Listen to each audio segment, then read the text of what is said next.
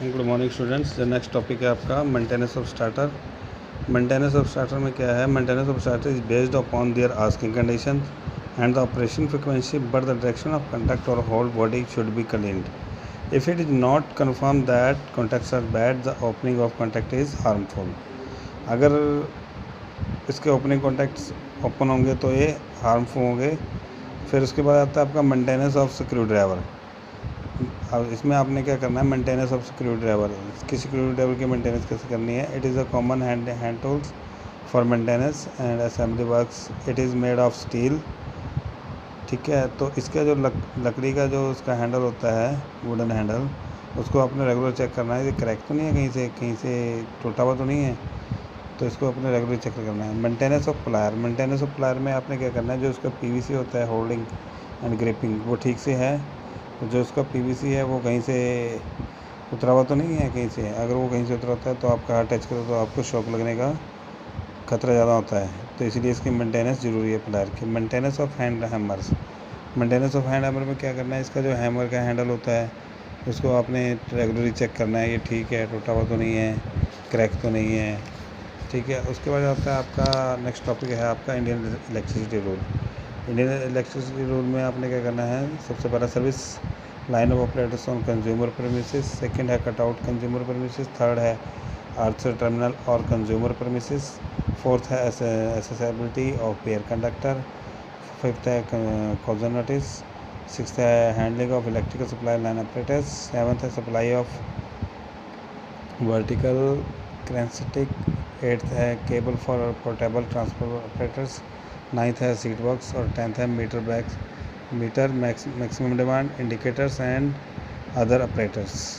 उसके बाद सबसे पहले आता है आपका service line operators on consumer. इसमें क्या है? आपका consumer shall as far as circumstances taking precaution for the safety custody of the equipments on his premises being linked to the supplier. ठीक है, तो सेकंड है consumer shall ensure that the installations under the control is maintain on the safe condition.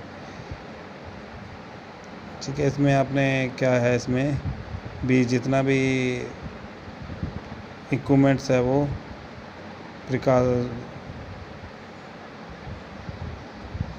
जितने भी precaution है जो वो सभी आपने लेने हैं।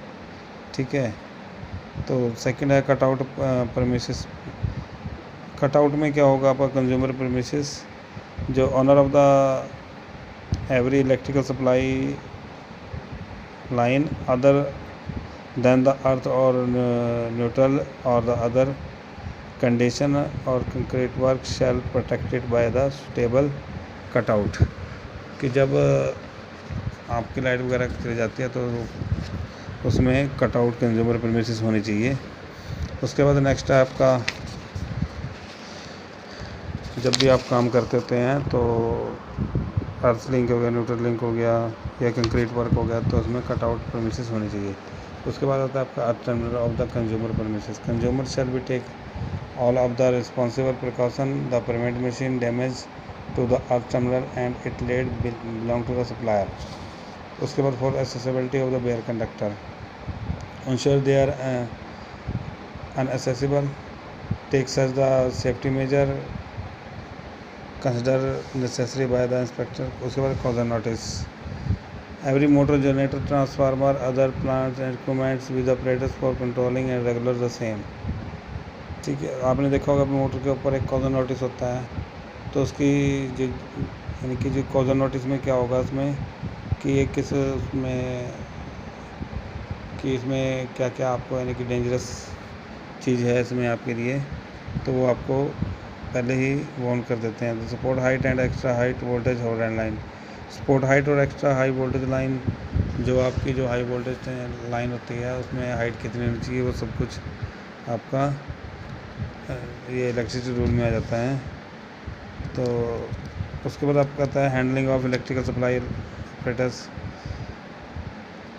Every telecommunication line or sports carrying a high or extra high line shall for purpose of the working deemed to be the high voltage. उसके बाद सेवंथ है supply of vertical cranes. Every person owing A vertical travelling crane or like to which energy supply as extreme sources shall ensure that it is efficiency controlled by the suitable switch enable all the voltage to cut off। उसके बाद आ जाता है आपका cable cable for stable transportable apparatus। The flexible shall not be used the portable or transportation motors, generators, transformer, rectifier, electrical drill, welding set। उसके बाद street box में क्या होगा? Street box shall not be contain gas pipe and precautions shall not be prevent or as well as responsible possibly say influx of the water or gas। 10th है meter demand indicator and other apparatus no meter shall register at no load। Thank you. Good morning students. जो next topic है आपका वो है आपका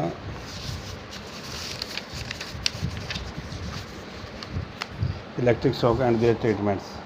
सबसे पहले हमने क्या करना है, स्विच ऑफ द सप्लाई। अगर किसी को अगर करंट लग जाता है सबसे पहले हमने सप्लाई को ऑफ कर देना है। Removing the person from the contact of current. उसके बाद हमने उस पर्सन को क्या करना है जिसको करंट लगा है करंट से रिमूव करवाना है।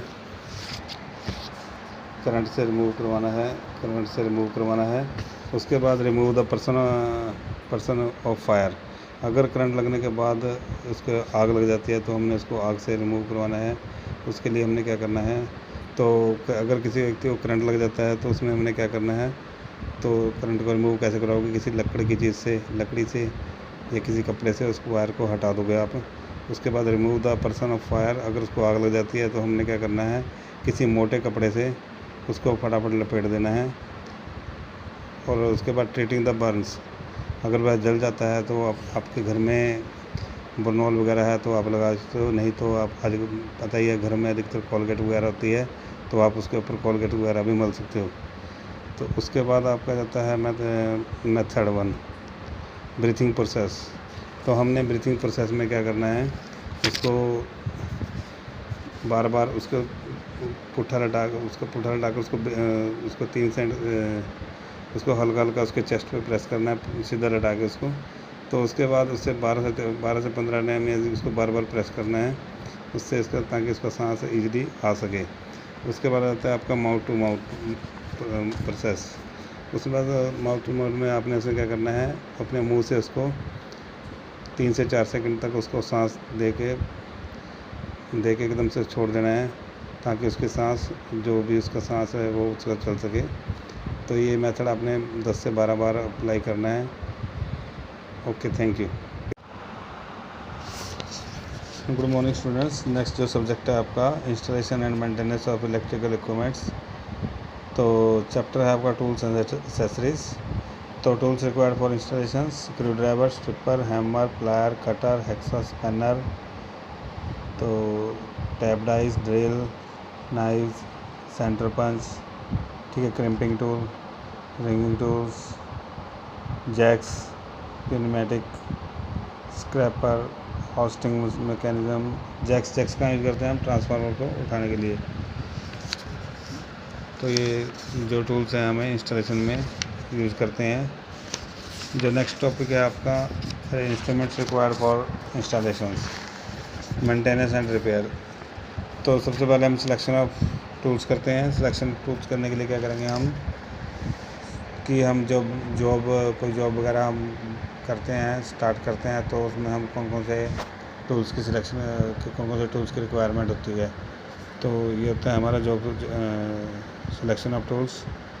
उसके बाद आता है आपका types of installation, control and relay panels. एक तो होता है आपका लार्ज इंस्टॉलेशन, एक होता है मीडियम इंस्टॉलेशन। जो लार्ज इंस्टॉलेशन होता है उसमें मैंने control of large number of circuit is desired as the case of genetic system. जहाँ हमें नंबर ऑफ सर्किट्स की ज़्यादा ज़रूरत पड़ती है, ठीक है, जनरेटिंग स्टेशन पे, the arrangement should be such the including operators place. Terminals should have good accessibility, control of indicating equipments, relay and indications। तो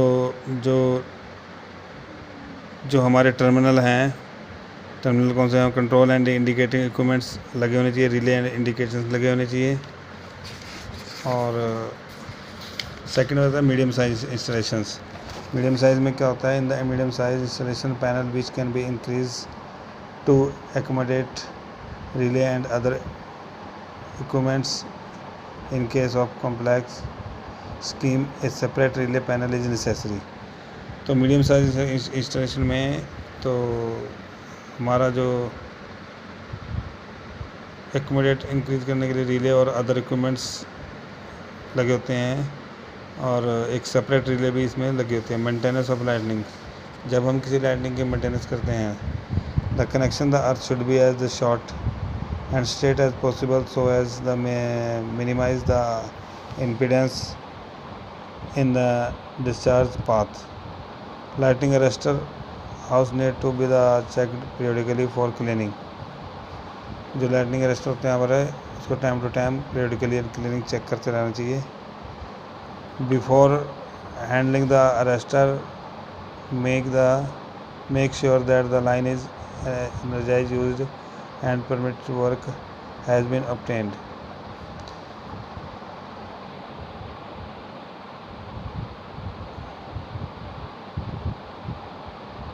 चेकिंग फॉर फोर्समेंट, इसमें चेकिंग फॉर अर्थ रेजिस्टेंस, हमें इसमें बार बार अर्थ रेजिस्टेंस चेक करना है। It is not found satisfactory, yes satisfactory, जो ये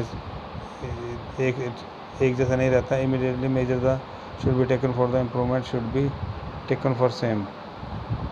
तो हमें time to time earth resistance check करना चाहिए। मेंटेनेंस ऑफ सबस्टेशन, जो सबस्टेशन की मेंटेनेंस है वो कैसे करते हैं? फॉर चेकिंग लीकेज, सबसे पहले हमें लीकेज चेक करनी है। For cracks in porcelain, sign for decay. उसके बाद आ जाता है आपका checking of various switching device. हमने जितने भी स्विच वगैरह लगे हैं उनके डिवाइस को चेक करना है। फॉर बर्निंग एंड कोरोजन, कोई जला हुआ तो नहीं है, कोई जंग तो नहीं लगा हुआ, ये चेक करना है हमें। To provide the necessary lubricant various joint, अगर किसी जॉइंट में लुब्रिकेंट की ज़रूरत है तो उसमें हमें लुब्रिकेंट यूज़ करना है। चेक द ऑयल, हमने time to time oil level check करना है। Check operating mechanism for circuit breaker, circuit breaker के मैकेनिज्म को चेक करना है। आइसोलेटर्स, चेक गैस प्रेशर, और जो हमारा गैस प्रेशर होता है चेक, उसको चेक करना है। Check as per the manufacturer instrumentation for connections, और इंस्पेक्शन ऑफ सर्ज अरेस्टर्स। उसके बाद आता है maintenance of buchholz relay. Buchholz relay क्या होती है? Buchholz relay should be critical inspected and subjected to the operational test of last once in year. While doing the mechanical inspection, oil levels should be checked for free movements. Mercury switch should be checked for their performance, and if found defective should be replaced. अगर बकर relay में कोई problem है हमारी, तो इसमें हमने क्या करना है, इसको चेंज कर देना है।